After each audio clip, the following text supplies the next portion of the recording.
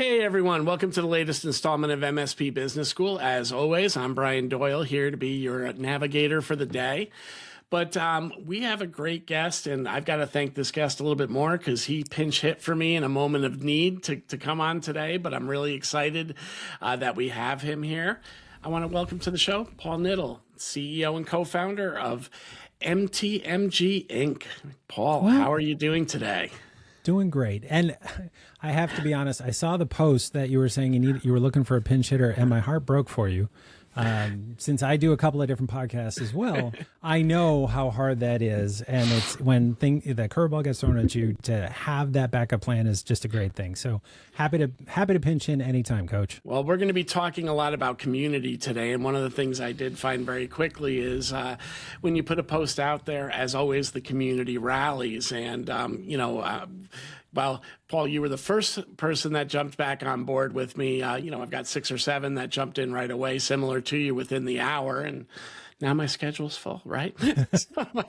So really it was a ploy. No, I'm just kidding. No, not at all. No, we I'm much like you, and we won't get into the too much behind the curtains, listener, on podcasting, but I tend to batch most of my recordings, as I assume you do, on a quarterly basis. So I can go back to my job that I need to do. And we're able to put this, this wonderful content with wonderful people out there.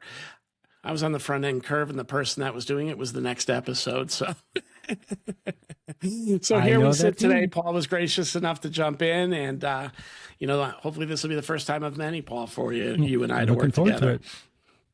So let's kick off though with who you are for those that don't know you.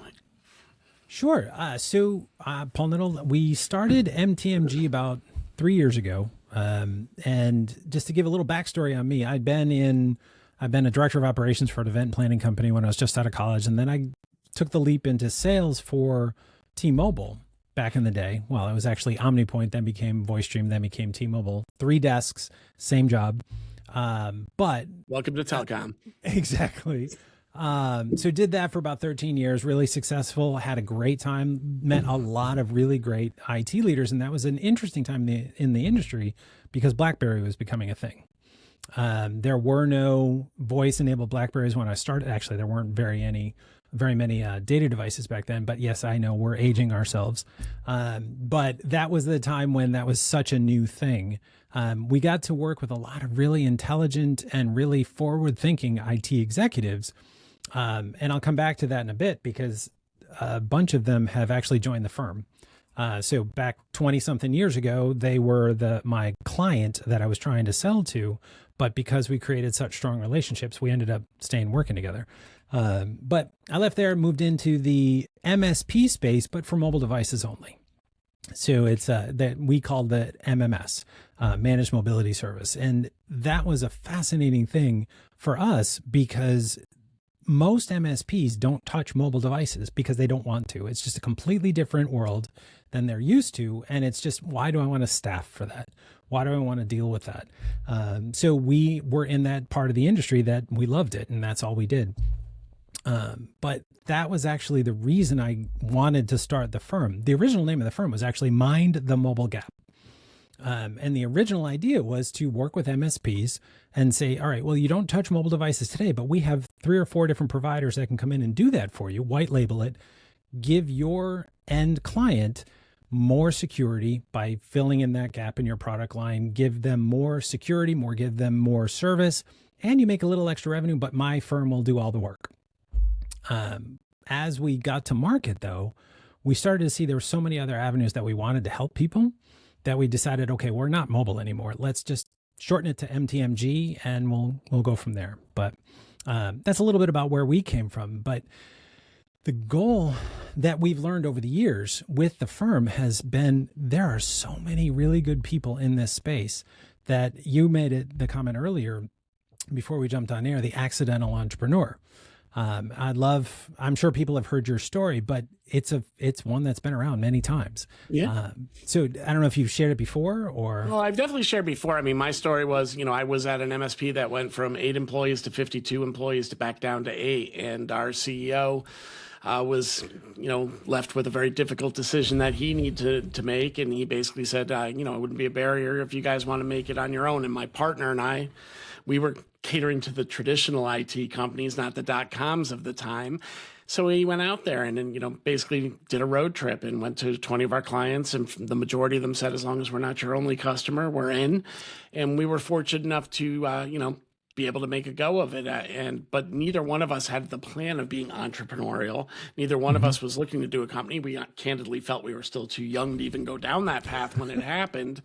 And we didn't know enough. And there may have been some truth to that too. But, the more I talk to MSPs, you hear similar stories, a layoff, a change in organizational structure.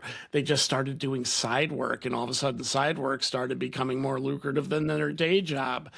And they became entrepreneurs and they became leaders, but they really didn't know how to market beyond the Rolodex, if you will, of friends and family. And that's really where we see the struggle often, is how do we build a sales team? How do we build a marketing that actually is going to drive opportunity? How do we do things when we get beyond that friends and family network?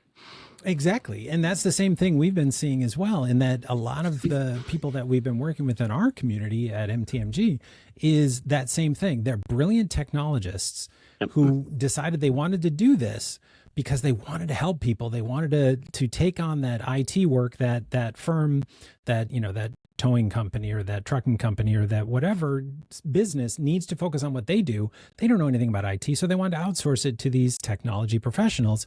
They want to do that, but they have no idea how to market. They don't know how to go network. They don't know how to go to those networking luncheons and things, and they struggle with it.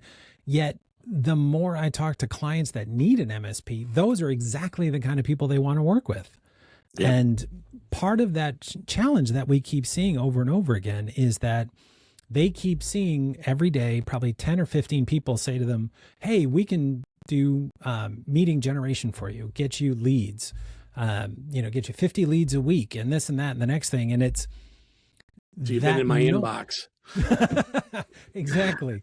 I get them too.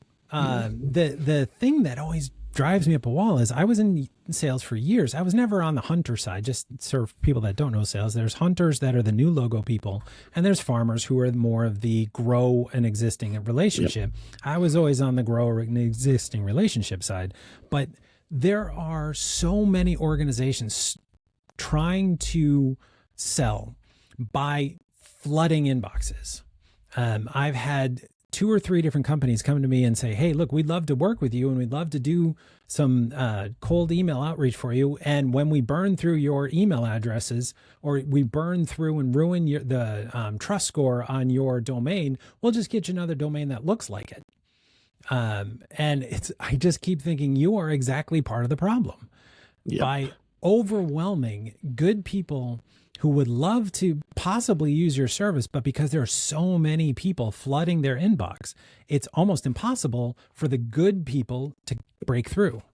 And that's one of the things we've seen since we started the firm is we originally started as a technology advisory and helping MSPs plugging in that mobile devices or helping them with their infrastructure or helping them with cybersecurity. But what we've seen over the last year that has been so much more, has seen so much more momentum is finding ways for them to break through this noise, whether it's doing podcasts like this one, yep, or whether it's doing just video testimonials with their clients, or whether it's doing in-person events, which is a new thing we've been doing over the last 6-8 months. They are having so much more success feeling comfortable in an environment where they're used to it. They don't feel like they're a fish out of water. And the clients are feeling much more receptive because they already get to know the person. You know, people that want to know who Brian Doyle is, they can go look at your YouTube channel and see who you are, how you think before they answer that email. And I think that's such a critical thing we're missing today. And, and I think one of the things about the email spray and pray approach too is all that noise has now really deafened the important things that are coming through too. So if you are uniquely marketing yourself, it's still like you can be lost in a sea of sameness that's out there. So it sounds as though MMTG has really come up with some. Yep, I did get that right. MTG, has really come up with some interesting strategies that can open some different doors. Well, and it really, between podcasting, which is what you're doing, giving people that forum to be able to show their intelligence and where they're coming from and explain. So one of the things that we've done is kind of moved to embrace not only MSPs, but also the small tech firms. There's here in Boston, and actually when we live part year in Ireland, there's some incredible startups that, again, face that same challenge. How do I break through this noise? And so we love having the podcast. This is how it all started, was the podcast, having people come on and talk about the passion of why they created the technology they created, why they created that cybersecurity tool that nobody else is paying attention to, but they saw the need and they wanted to bring it to market. But they're a two-person shop. They have this great idea. And what I love about it is they get to show that passion. They get to talk about, but this is what everybody's missing. And they get so excited about it. And so we've always loved that. And the second thing, though, is this year we started doing in-person events. So I'm lucky. I have a ringer. My wife was an event planner for years. She's part of the firm. And we just decided to start doing an event because we thought, there's so many people that need a different way to react. So we were out at a major conference this year, Channel Partners out in Vegas, and everything was so noisy. Everything was so loud. And every event you had to lean in to hear people. We thought, let's just do something different. Let's do something completely flipped on its head. So we created this thing, the Partner Patio. It was literally just a beautiful patio outside, fresh air, nice food, nice drinks, and just a place to go mingle. And it was wildly successful. We had so many people come, so many people follow up with us afterwards. I know there was these different vendors. I want to go meet that person. I want to go meet that person. They seem like really good people. I didn't get a chance to get to talk to them. Can you introduce me? And that energy was what we'd seen missing. People going to Channel Partners is great. It's a wonderful conference. It gets a lot of people there, but it's expensive for the small player to stand out. And here was a way these really small players were able to work together and meet some bigger players, meet some other organizations that they could work with. And so we found tremendous success with that. And we now have spun that into something we just did the other day. And I don't want to make this a commercial about us, but we just did an event the other day. It was called From Managed to Essential. You and I were talking about this a minute ago, that MSPs today, whether they know it or not, their clients are expecting them to be watching their cybersecurity. And if they're not, they're just going to run into a problem later, because we've seen all sorts of stats that even the MSPs that are primarily break fix or traditional, they are not, their clients are assuming they are. And if the next time something happens, the client is going to be holding them responsible, even if they didn't really have it in their contract. So they better start embracing it. Well, we're seeing a lot of trends, and this is probably one of those waves where MSPs have to make a pretty big change in the way they operate. Similar to when we really went from pure play project, break fix, and, VAR delivery, really, for the most part, into managed services. And it's really becoming a more, you'll hear a lot of terms thrown out there like managed information provider from the MSP days. But the customers are starting to expect different things for a couple different reasons as well. One, when you and I started our careers, we were still helping people understand why they needed to embrace technology and bring it into their business and what it could do for them. Now the leadership tends to be digital natives for the most part, those people that have grown up with technology in their hands since day one, and they're not looking for the same things that our buyers of 20 years ago were looking for. And now with this new wave, we're seeing, you talk about cybersecurity. Yes, they're expecting their MSP to be a cybersecurity leader. They're also expecting you to shepherd them into what AI is going to be and how to leverage that within their environments. And really, it's gone from almost full circle. We did a lot of consulting in the early days. Then it became all about maintaining support and the managed service piece of it. And now it's flipping almost back to the original script of now we have to guide and Sherpa our customers again and really be leaders. And then the execution's kind of what they expect us just to do as table stakes. So this is a time where that MSP can also get lost on their journey very easily if they can't figure out how to get out to it. And smaller events, both for picking up knowledge and for being able to distribute knowledge, really become huge. I couldn't agree more. And it is what we learned that night. We had two different panels. One was about how do you build your organization to handle cybersecurity, not just kind of the tools that are in it, but what do you need to do to make sure your company's ready for it? And then a second panel that was all about the technology, but it was with MSP owners that have been there and done it, that have gone on this journey. And it was just some thought leaders that have been in this space for a long time. So people were able to ask questions. Hey, but I mean, for my firm, here's where I'm at. What does this mean for me? The conversation was fantastic. And you hit something that we haven't talked about yet, but there was an awful lot of conversation about how MSPs that are not embracing cybersecurity need to get there, but that's not the end of the journey. The AI is right around the corner, and clients are looking to their MSPs to say, help me understand this. How can I embrace this? And that is that next step in that evolution that we need to be ready for. And a lot of MSPs have been finding a little bit of a struggle showcasing their leadership there because they've already been perceptionally and unintentionally put in the commodity basket with their customer. Oh, you're the guys that fix things. And now there's this new breed of just AI first consultants that are coming on the scene that are not interested in doing that break fix or support work, that are stepping in and getting the customer's attention. So how does the MSP reinforce themselves as a leader, be able to showcase that they can take on that responsibility as well and really drive that work back to them? Because as we know, the governance side of it, and we live and breathe it where I'm at, that's where the as a service dollars live for these MSPs. Absolutely. That's where the recurring revenue lives. It's post-project. Absolutely. Couldn't agree more. And that's one of those things that we built into MTMG is that we've got our fractional bench. And a lot of the partners that join our community, they leverage our team. So they don't have the money, they can't afford a full-time CISO.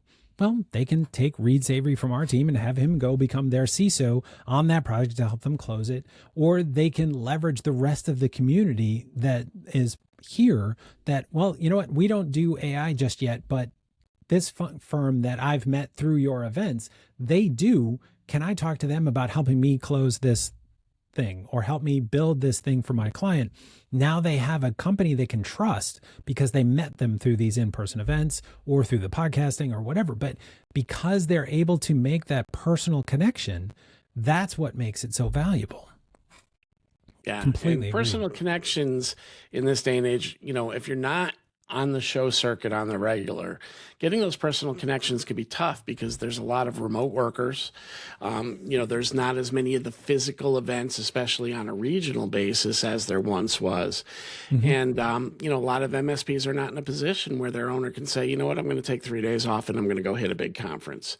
But I can do a day somewhere in my backyard and make that happen.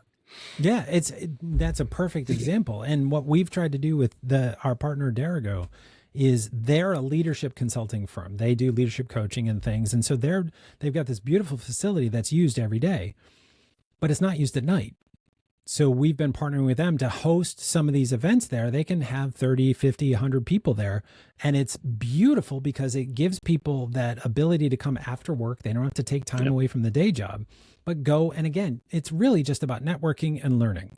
But it's just been really, really positive because we need that ability to make those real human connections. And you're right. Today, with so many people remote, we're all getting so much better at video calls, but you just can't replace being able to sit there, shake their hand, look in their eyes, and really get to know someone.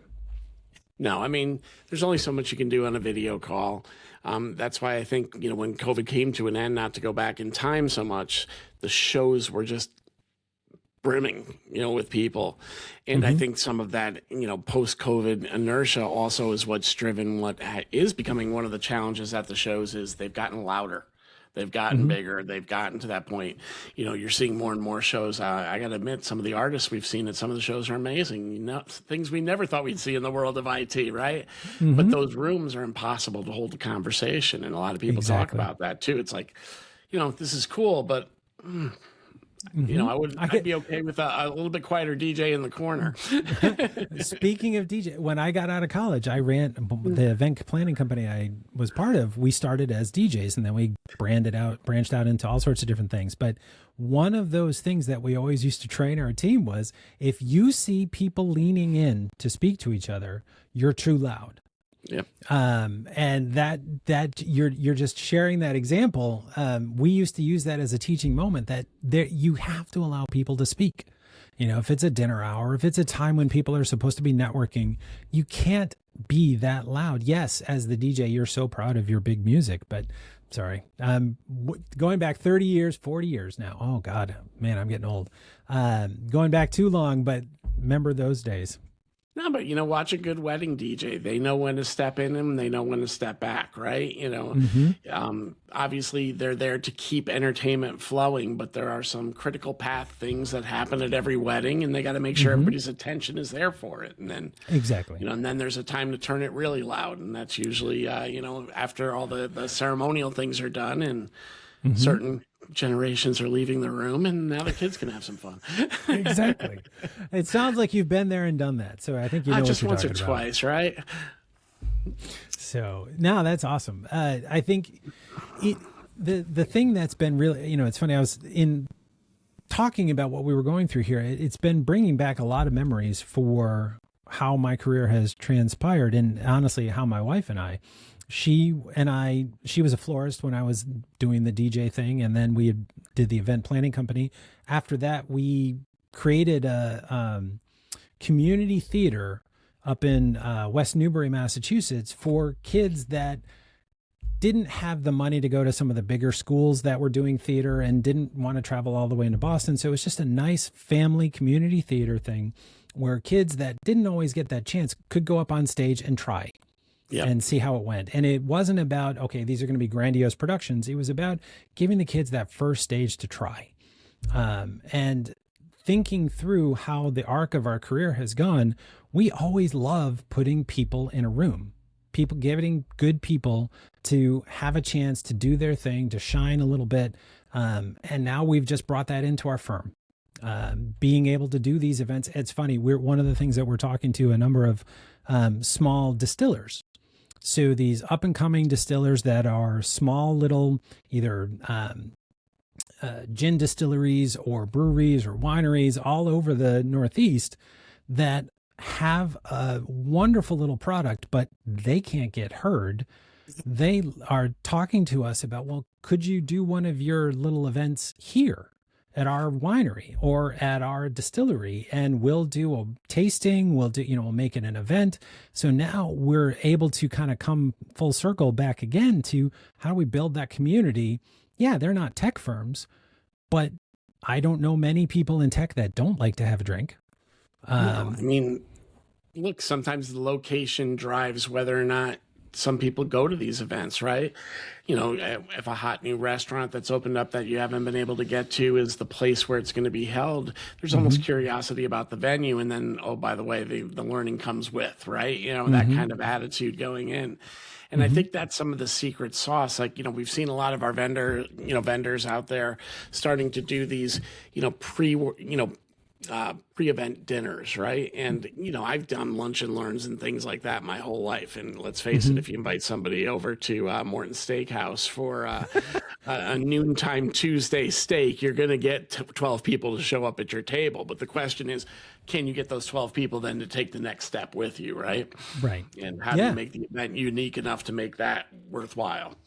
And I completely agree. And it really is. I remember back in the days, BlackBerry was seeding the market, and if they gave out free BlackBerries, they could pack the place. As soon as they stopped giving it out, then it became, well, all right, why are people coming to this? Is there value in it for them that they aren't going to get otherwise? And what you just hit on is such an important point. That's why we build the events quite the way we do. So one we've got coming up in September, it's called Room to Grow. And it's going to be all about how, as a small tech firm or as an MSP, how can I grow my revenue? How can I do a better job marketing? How can I do a better job selling? How can I do a better job with my customer success team? How can I do a better job capturing all of this in a way that is smooth and easy. And we're going to have leaders from a bunch of different organizations there to be able to answer questions. They're going to be able to talk about, okay, how is your marketing plan? What are you doing for this?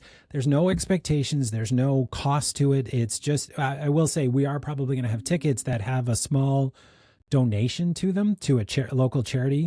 What we found is that if you do a free ticket, 50% of people won't show up. If you do something small, and the money doesn't come to us, it goes directly to the charity. But if there's something there, people are more likely to keep going.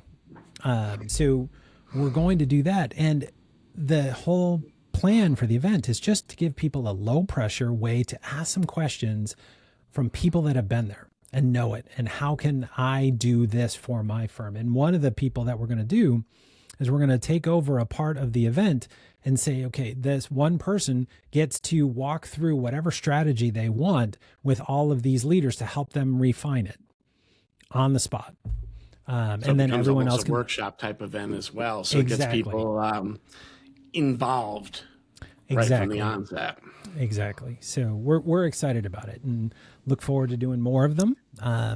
But that one, and for those that are listening that might be East Coast, you want to share where that is being held? Sure. It's going to be in Rhode Island, Warwick, Rhode Island, right outside of Providence. It's going to be at the Derigo Center. And it is a beautiful little place. We love having events there. So very excited about it. September 15th. If you can make it out, and I think you said that was September 15th. Yep, September 15th. You'll get a taste of what MMTG can do. In the meantime, if you are, a small to mid-sized business, start thinking differently about how you're going to approach the market too, because there's a lot of creative ways that you can engage. Certainly the big shows are, of course, one big resource. But, a lot of, especially for those of you that are MSPs and selling to your local community first, there's a lot of creative things you can do at very low cost if you think about showcasing the others around you as part of the process. And really get involved. And if you're struggling to figure out how to do that, reach out to Paul. We'll put his LinkedIn link as well as the link to MMTG right within the show notes. And you can check that out and get engaged with him, and he can give you his thoughts. I appreciate that very much. It was really a great conversation. Thank you so much, Brian. You bet, Paul. Well, thank you for stepping in on short notice. Really appreciate that. Any closing thoughts before we wrap up today? Just know you're not alone. For all of those small tech firms, the cybersecurity startups, the MSPs that are trying to go, there's a lot of good people out there in this channel. That's one of the things I've loved about being in the channel, is that most of the people I meet are just genuinely really good people. They want to help. Reach out. Make that little extra effort that you may not feel comfortable with, but reach out to people like Brian, like me, my team. We are here, and good people that are ready to listen and see if there's some way we can help you. Can't agree more. Well, I want to thank you so much for joining us today, Paul. Listener, as you know, you can get this podcast anywhere that you download your podcast, or on YouTube as well. If you're watching up there, please hit subscribe, and we'll see you again next week. Paul, thank you again for stepping in on short notice today, and look forward to talking to you again soon. Sounds great. Thanks so much, Brian. You bet.